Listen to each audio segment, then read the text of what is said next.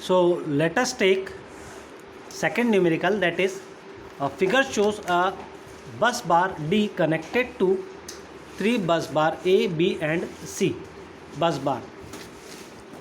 So this is the figure, and here bus bar D is connected to A and B and C.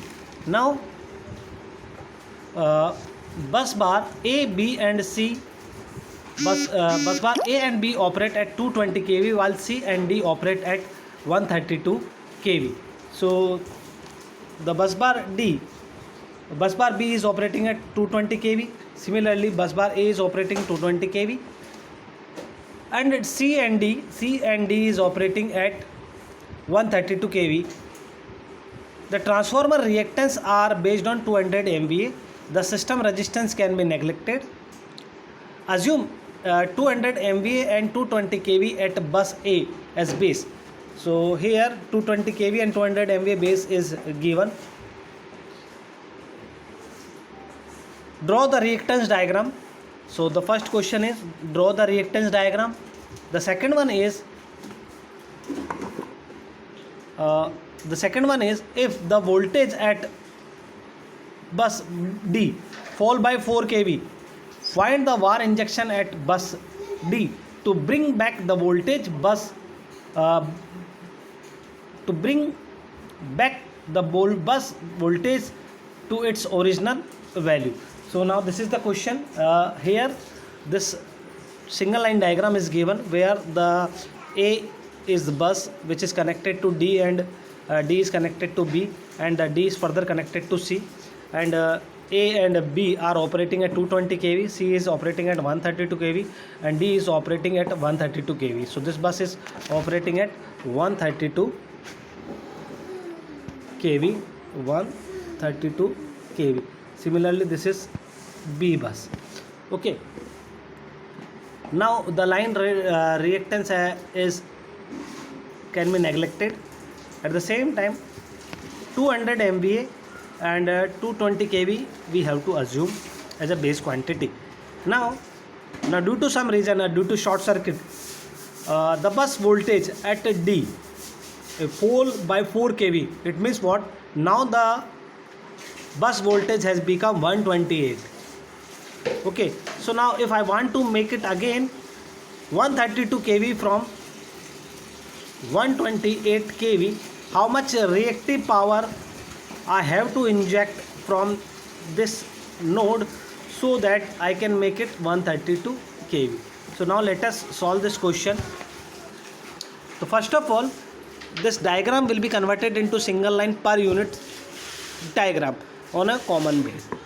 Now this is the pictorial representation of per unit diagram of a said numerical, where this is the transformer reactance, this is line reactance, transformer reactance, line reactance. Sorry, this is the line reactance, this is transformer reactance, this is again line reactance, and the short circuit has been done between D and C through this source. Now how to get this value? It is very easy. Further I'll tell you how to get the values, even though it is very clearly indicated in the figure. Through per unit system you can calculate. Let us do it again. In the question it is given base MVA equal to 200 MVA, base impedance 132 kV. So the base impedance will become 132 into 132 upon 200 equal to 87.12 ohm. So this is our base impedance. Now you can calculate the line and transformer reactance on the same base impedance. Line impedance can be calculated by this base impedance. So it will become J75 ohm. It will become J75 upon 87.12. It can be written J0.86 ohm. So this is J0.86. Similarly 70 can be written 70 ohm, which is this line. It can be written J0.8 ohm. Similarly this can be written J90 upon 87.12 equal to J1.03 ohm. So this is the second line, second impedance. Now if you calculate the impedance from A to B, it will become J 0.8 plus J 0.86, which is equal to J 0.94. Similarly, if I want to calculate the total reactance from D to B, it will become J 0.08 plus J 0.8. It will become J 0.88 per unit.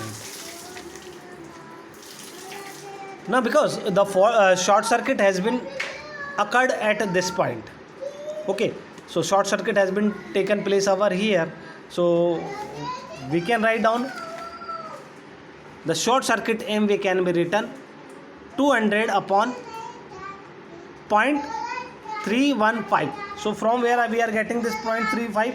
Because all three branches, this branch and this branch, are connected in parallel.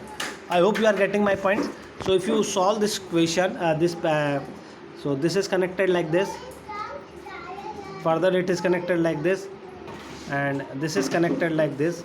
So the value of this resistance is J 0.94, and this one is J 0.88, and this is 1.03, and if you, and all are, this is connected in parallel. So these three branches are connected, this branch and this branch are connected in parallel, and if you get the parallel combination of all reactance, what we will get? We'll get 0.35 ohm per unit. So the short circuit MVA will become at the base MVA upon this. So this much is the short circuit MVA, that is 634.9. So the short circuit MVA will become 634.92 MVA. Now, as we know that change in reactive power with respect to change in voltage can be written 634.92, that is our total short circuit MVA, and it will become 132 kV, that is our total net voltage. So the per kV voltage is required, total MVR 4.81 MVR per kV. This much reactive power is required per kV. Okay, so what is the voltage value right now? It is 128, and we want to make it 132 again. So the 4 kV variation is coming. So what we will do, 1 kV is 4.81 MVR. So the net change or the total reactive power which we have to inject in the bus, that will become 4.81 into 4 equal to 19.24 MVR reactive power we have to inject, so that we can bring back this voltage to 132 kV. So this is very important question which is related to voltage stability. Now furthermore, there is one more question which I would like to tell, that is the short circuit capacity at a bus is 8000 MVA. Find the capacity of the SVC to achieve the voltage stability if the voltage fluctuation is plus minus 3%. So in this question, it is asked that short circuit capacity is already given to us, that is 8000 MVA, and at the same time, in order to maintain the voltage stability through SVS, how much reactive power we have to inject so that we can tolerate plus minus 3% voltage fluctuation. So what I suggest you try your own, and then I'll give the solution of this question. Thank you very much.